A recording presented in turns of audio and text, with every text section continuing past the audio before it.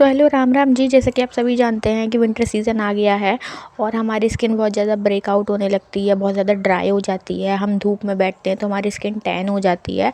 And जैसे कि आप मोस्ट इम्पॉर्टेंटली सभी जानते हैं कि वेडिंग सीज़न चल रहा है और ग्लो अप करना बहुत ज़्यादा ज़रूरी है। अपनी स्किन का ध्यान रखना, अपनी स्किन को हाइड्रेटेड रखना विंटर्स में बहुत ज़्यादा ज़रूरी हो जाता है। तो मैं आपके लिए कुछ टिप्स लेके आई हूँ जिससे आप अपने ग्लोइंग स्किन अचीव कर सकते हैं। और ऐसे ही आगे वीडियोस देखने के लिए मेरे चैनल को सब्सक्राइब करें। तो सबसे पहले मैं लूँगी 2 टेबलस्पून रॉ मिल्क। अगर आपके पास रॉ मिल्क अवेलेबल नहीं है तो आप जो नॉर्मल उबाल के रखते हैं या फिर जो भी आप यूज़ करते हैं आप वो ले सकते हैं। रॉ मिल्क हो तो उससे अच्छी तो कोई बात ही नहीं है। देन जैसे कि आप देख सकते हैं कि मैंने एक कॉटन पैड लिया था। कॉटन पैड की मदद से मैं अपने फेस को जो है बिल्कुल क्लीन कर लूँगी। और मैंने पहले भी बताया है, चाहे आप कोई भी महंगे से महंगा जो है क्लींजर ले लें, बट जो आपके फेस पे मिल्क वर्क करता है ऐसा वर्क कोई नहीं करता। तो आप देखेंगे कि मैं अच्छे से अपना जो नोज़ एरिया है, जो चिन एरिया है, जो माउथ के पास, वहाँ पे ज़्यादा आपके ब्लैक हेड्स हो जाते हैं, वाइट हेड्स हो जाते हैं और आपको पता भी नहीं चलता। वहाँ पे इतने ज़्यादा आपके डर्ट जमा हो जाती है। अगर आपका सबसे ज़्यादा कोई प्रॉब्लमेटिक एरिया होता है फेस का तो वो यही होता है, क्योंकि आपको पता नहीं चलता बट यहाँ पे हमारे बहुत अच्छी खासी डर्ट बैठ जाती है।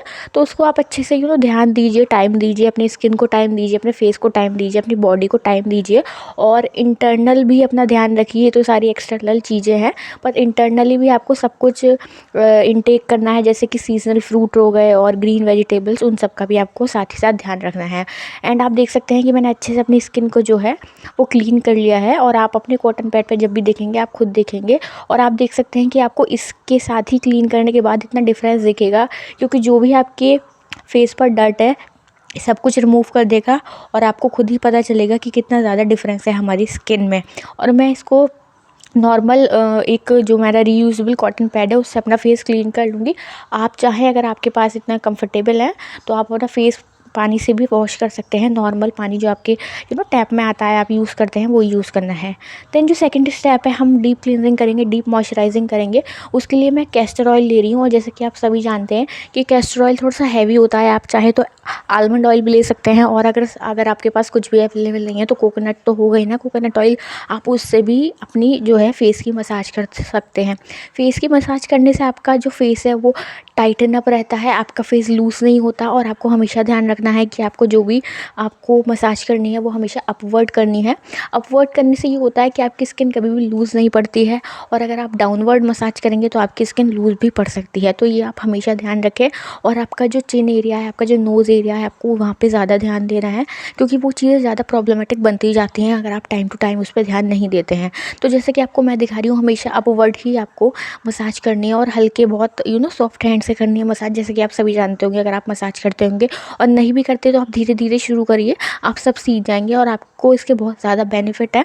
आपको खुद अपने फेस पे जो है जो ब्लड सर्कुलेशन होता हुआ दिखेगा, तो आपके फेस पे एक अलग ही प्लम्पीनेस आएगा, क्योंकि ब्लड का सर्कुलेशन होगा तो सेल्स खुलेंगे और आपकी इससे जो भी डर्ट है, हम क्या करेंगे, जो भी आपका ऑयल है, कोकोनट ऑयल है चाहे वो कैस्टर ऑयल है, वो आपकी जो है डर्ट, जो भी बच्ची कुची डर्ट है उसको बाहर निकालता है। आपके जो वाइट सेट होते हैं उसको वो पॉप आउट करता है, बाहर निकालता है। तो मैं अपने हैंड्स को रब कर रही हूँ, उससे क्या होगा, फ्रिक्शन बनेगा, हीट बनेगी मेरे हाथों में, तो उससे अच्छे से और मसाज होगी। और आप चाहें तो आप स्टीम भी ले सकते हैं ये करने के बाद, मसाज करने के बाद, वो और ज़्यादा बेनिफिशियल है। और जैसे कि आप देख सकते हैं कि जो मेरे प्रॉब्लमेटिक एरिया है वहाँ पर मैं ज़्यादा ध्यान देती हूँ, जैसे कि आप देख ही सकते हैं। और आपको अच्छे से 5 से 10 मिनट मिनिमम ये जो है मसाज करनी है। उससे क्या होगा, मैं पहले ही बता चुकी हूँ, आपका जो ब्लड सर्कुलेशन है वो अच्छा होगा, आपका फेस अलग ही ग्लो करेगा, प्लम्पी बनेगा। और मसाज हर एक इंसान को करनी चाहिए, चाहे वो टीनेज के बाद, क्योंकि ये नेचुरल चीज़ें हैं, इनसे कोई आपको हार्मफुल कुछ नहीं होता। सो मैं 10 मिनट तक मसाज करूँगी।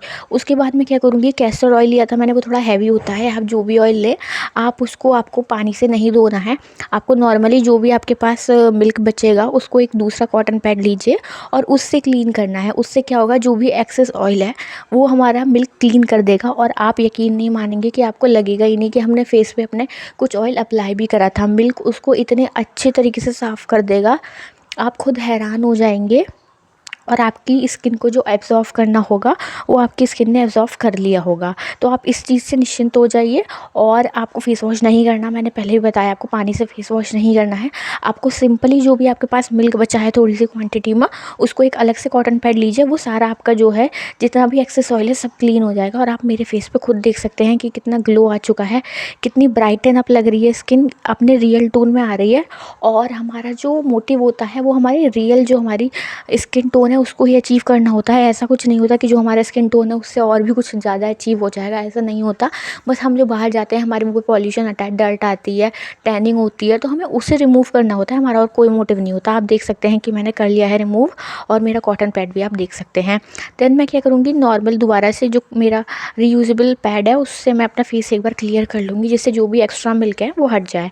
उसके बाद मैं क्या करूँगी, अपने फेस को स्क्रबिंग करूँगी। स्क्रबिंग से जो भी मेरे डेड सेल फेस पे होंगे वो सब कुछ निकल जाएंगे, और जो भी डेड स्किन होगी, डेड सेल होंगे, सब हट जाएगी। तो आप चाहें तो आप नेचुरल जो स्क्रबर भी यूज़ कर सकते हैं, जिसके लिए आप ले सकते हैं राइस। राइस से ज़्यादा नेचुरल स्क्रबर और कोई नहीं है, मतलब बेस्ट है वो।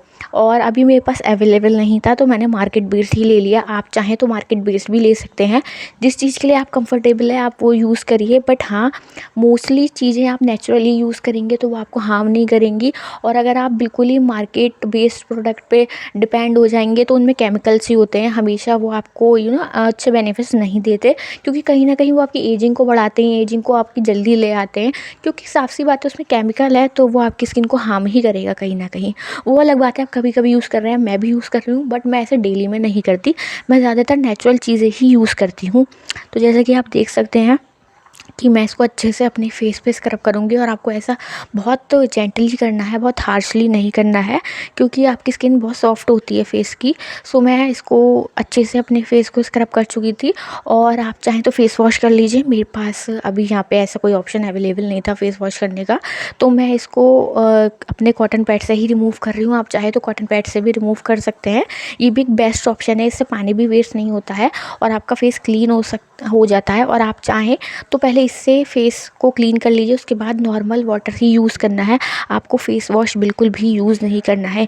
फेस वॉश करने से आपने जो भी यूज़ करा है वो अपना रिज़ल्ट नहीं दिखा पाते हैं। तो आप देख सकते हैं कि मेरे फेस पे कितना ग्लो आ चुका है, और आपके सामने ही है क्या ग्लो आया है, आप खुद ही देख सकते हैं। और कितनी अच्छी मेरी स्किन क्लियर लग रही है, बिल्कुल ग्लास स्किन लग रही है। आप मेरे हैंड में और मेरे फेस में अंतर देख सकते हैं, आपके सामने ही है जो भी है। एंड मैंने कुछ यूज़ नहीं कर रखा, आप कहें कि मैंने कुछ यूज़ करा है, आपके सामने ही है। तो बहुत ज़्यादा अच्छा और ग्लासी स्किन लुक आया है। तो उसके बाद मैं वैसलीन यूज़ करूँगी। जैसा कि आप जानते हैं कि वैसलीन आपकी जो स्किन है उसको मॉइस्चराइज़ करती है, तो सबसे पहले एज अ लिप मॉइस्चराइज़र मैं उसको यूज़ करूँगी। और आपके पास जो लिप्स का एरिया होता है वो ड्राई आउट होता है बहुत जल्दी, आपने देखा होगा, तो आप वहाँ पे यूज़ करिए उसको अच्छे से। देन उसके बाद मैं अपने अंडर आई एरिया पे करूँगी। जैसे कि आप देख सकते हैं, उससे आपके जो डार्क सर्कल्स हैं वो रिड्यूस होते हैं, और आपके आईज़ जो हैं प्लम्पी होती हैं, अच्छी लगती हैं। एंड आप उसको रात में यूज़ करें, नाइट टाइम में यूज़ करें तो और ज़्यादा अच्छे रिजल्ट आपको देखने को मिलेंगे। तो आपके जो डार्क सर्कल्स हैं वो भी जो है रिड्यूस करता है ये। और आप अपने आईब्रोज पे लगा सकते हैं, उनको थिक बनाता है, उनको आपकी हेयर ग्रोथ सही रहती है। सो आप इसको एज आ मॉइस्चराइज़र यूज़ कर सकते हैं। और आप चाहें इसके लिए कंफर्टेबल नहीं है तो नॉर्मल जो भी आप मॉइस्चराइज़र यूज़ करते हैं वो आप यूज़ करिए, क्योंकि कोई भी रेमेडी आप यूज़ करते हैं उसके बाद आपकी स्किन है उसमें मॉइस्चर लॉक करना बहुत ज़रूरी होता है, और उसके बाद आप सनस्क्रीन लगाइए। सो बाय बाय, थैंक यू।